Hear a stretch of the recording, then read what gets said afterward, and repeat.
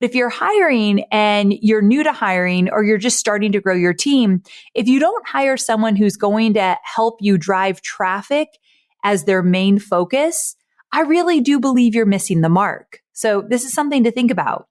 When you start driving more traffic to your business, your email list grows, your social following grows. And when you have more people on your email list and on social, you can then convert more people into paying customers. So the two, of course, go hand in hand. So when you're actually interviewing, ask yourself, is this person going to help me drive more traffic to my business?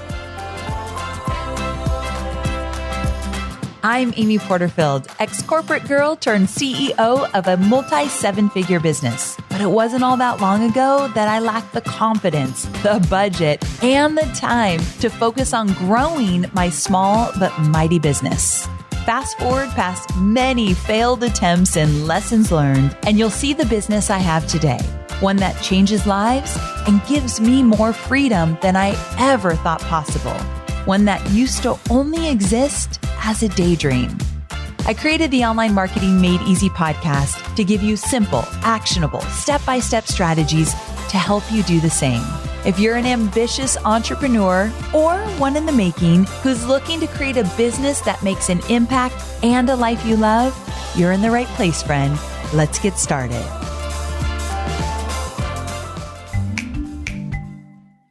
Real quick, I want to tell you about a podcast called No Straight Path.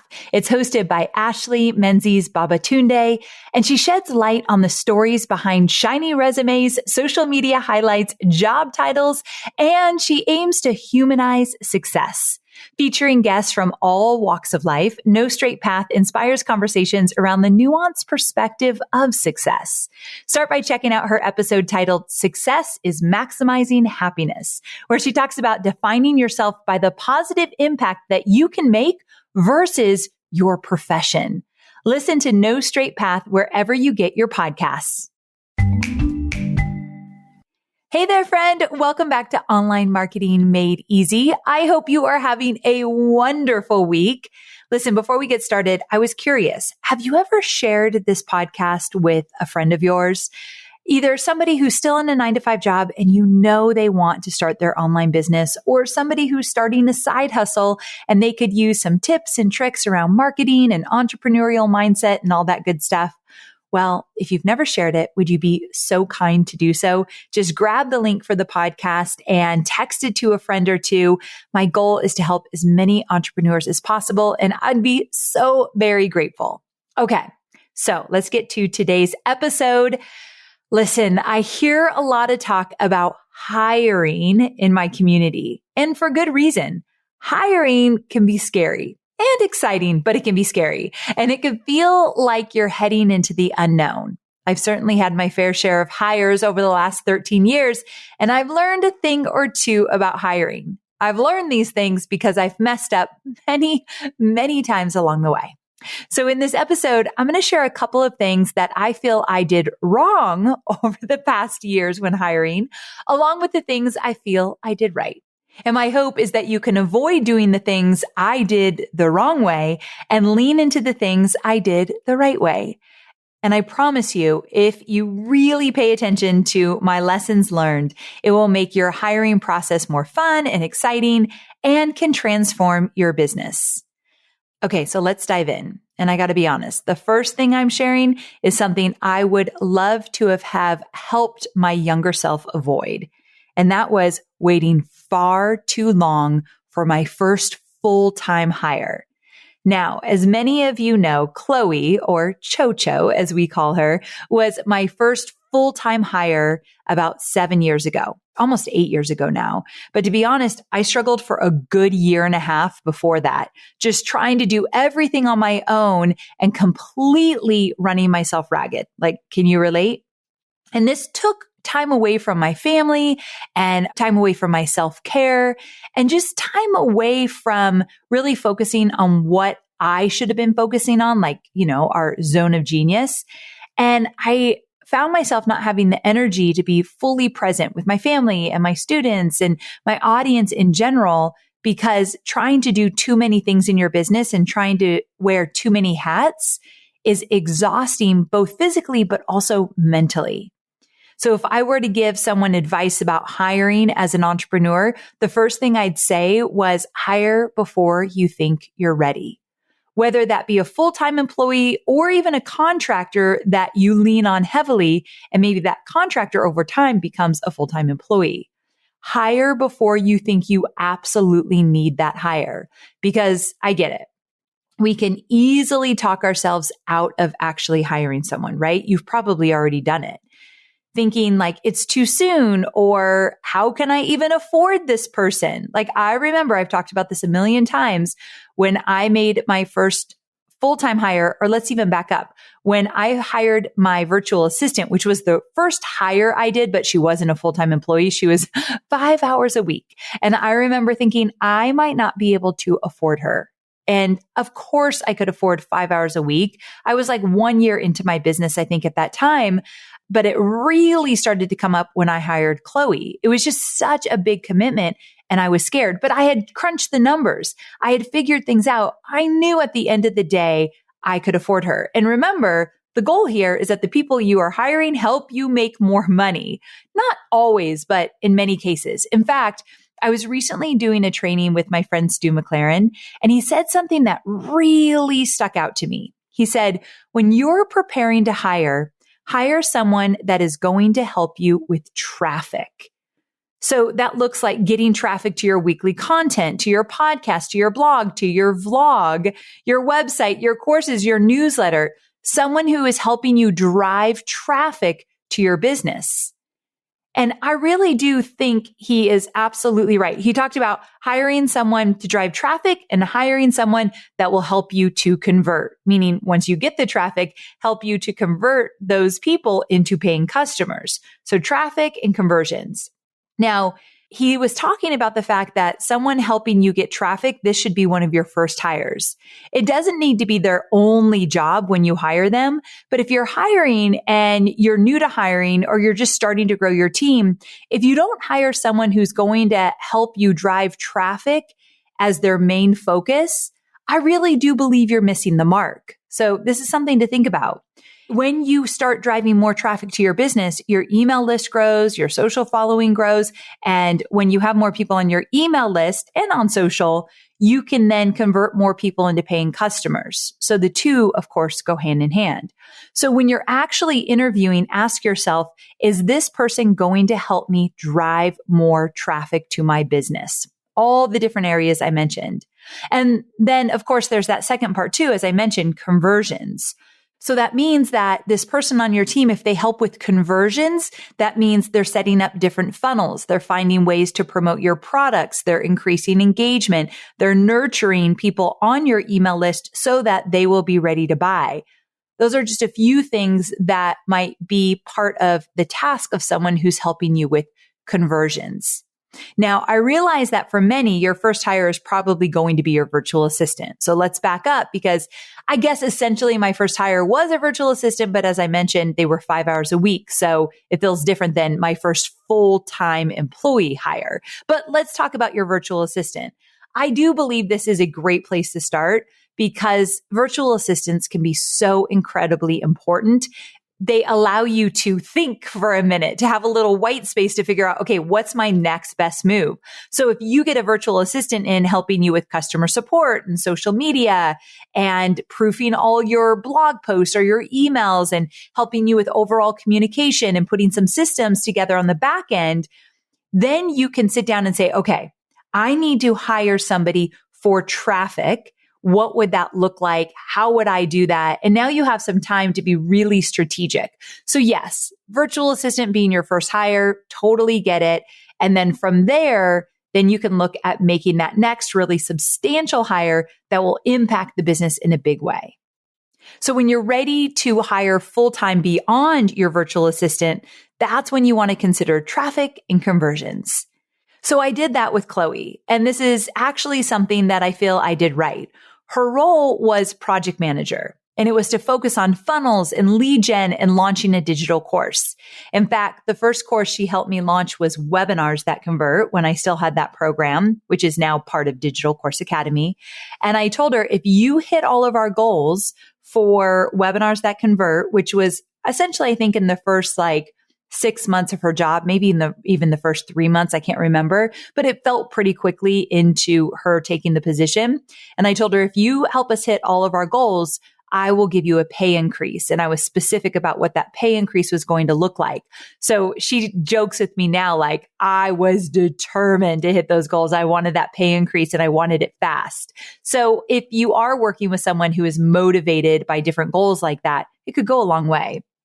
So again, I know that's how she moved up the ladder so quickly and became my sidekick because one, she was goals driven. She wanted it just as bad as I did. She wanted to see that success. And also she was making us money. She was bringing us traffic. She was growing the business. She was making our business healthier and stronger. And so it was so easy for me to continue to promote her in her position. She ended up, before she left, as you all know, now she's a contractor with me and she's working on my book launch. And I have someone new in marketing because Chloe just wanted a change of life. And so before she left though, her last role was my chief marketing officer. So she really became a huge part of my business over the 7 years. And because her performance was based on lead gen and traffic and conversions, it made it really easy for me to see, one, her value, but also we together were able to track what was working and not working in terms of what she was responsible for. So that's a huge plus there. Because when you hire someone for traffic or conversions, it's very clear what's working and what's not. You can look at your list growth and see it going up or going down or staying the same. You could look at your revenue goals to see, are we hitting these goals? And of course, it's not only one person's responsibility. However, if you have a small and lean team like I did, there's not that many people who are involved. So the responsibility is very clear. So something to think about. All right. So are you ready for another one? Something I think I didn't do very well. Well, a few years into my business, I had Chloe and a few other people on my team. And then we realized we were really growing quickly. 2019, 2020 were huge growth months for us, or growth years, I should say. And so we did a big hiring blitz. We hired 6 people at once over a couple of months, and it was chaotic. It was not a good idea. Worst part, we were moving into the DCA launch. So it was maybe July and August when we did this blitz. And then this led to tons of confusion and questions and stress around Digital Course Academy when we got into the launch. 6 people I had just hired for really big roles, many of them in marketing, had never ran a DCA launch. So it's hard to train while you're in the thick of it. And that was a huge mistake. Chloe and I looked at each other and were like, what were we thinking? It felt like half our team was brand new during our biggest launch of the year. Not a great idea. So in hindsight, here's what I do instead. I'd hire one person at a time, give them 90 full days to learn what they need to learn. So on my team, we do something called a 30, 60, 90-day review. So we give new employees a plan. So here's your first 30 days. Here's what I want you to do. It might be things like going through the entire Digital Course Academy program, reading the last 3 years of Digital Course Academy debriefs for our launches, learning our voice. We have a lot of SOPs and documents to help people understand how I talk to my audience and why I do what I do, like going through the values of the company and going through all of our goals and our rocks. Like those are some things that might happen in the first 30 days.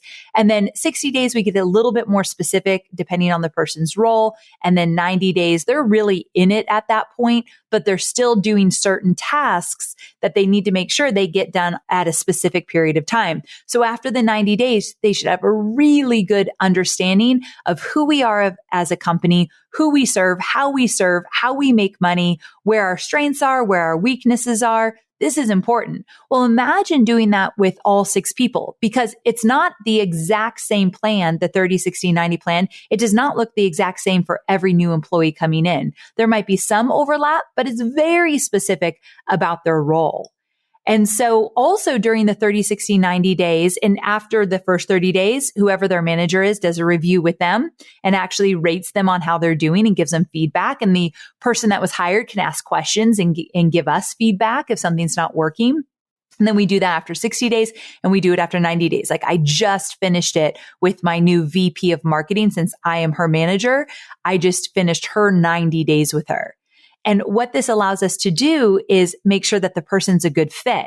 I want them to feel great being on my team, thinking they made the right decision. And I want to feel really great that I hired the right person. So it's very, very known in my business that in the first 90 days, it could come to a place that I say, you are not right for the team. I will always communicate this and we try to correct it early on, but we might get to the end of the 90 days and the person's not a good fit. Very rare, but we do have that understanding. They can decide at any time we're not great for them. We can decide at any time they're not great for us. So it is something that is very clear to the people that we hire. And also, if you just hire one person every 90 days, there's a lot of people you want to hire, you also give that person a lot of support in a big way versus everyone feeling like they get just a little piece of you because you're so spread thin trying to help all these new hires. So many, many lessons were learned in doing our blitz.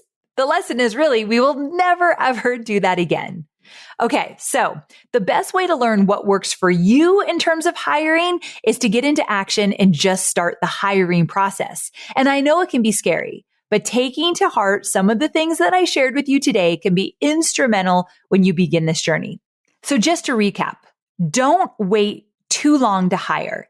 In fact, if you feel like you are not ready and you're going to wait, remember that you will never feel fully ready to hire someone in your business. This is something we all go through as new entrepreneurs, being scared to hire and making that commitment.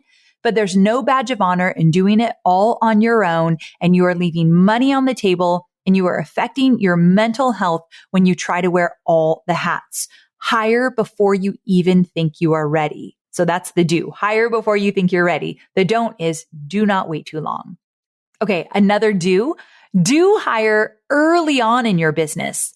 Hire someone who can be, of course, a virtual assistant, but also beyond that, look for somebody who can help with traffic and conversions. And if the person's just good at traffic, you could start there because giving yourself time to grow your audience before you sell is not a bad thing. But keep in mind, traffic and conversions. This is not something that I was really instructed to do early on. And remember, I was 7 years into my business before I hired my first full-time employee. Before that, I had a lot of contractors, but I wasn't thinking in terms of hire someone that can help with traffic, hire someone that can help with conversions. I think I just got lucky with Chloe because she's a project manager, which lends itself to traffic and conversions, but I wasn't mindful of it.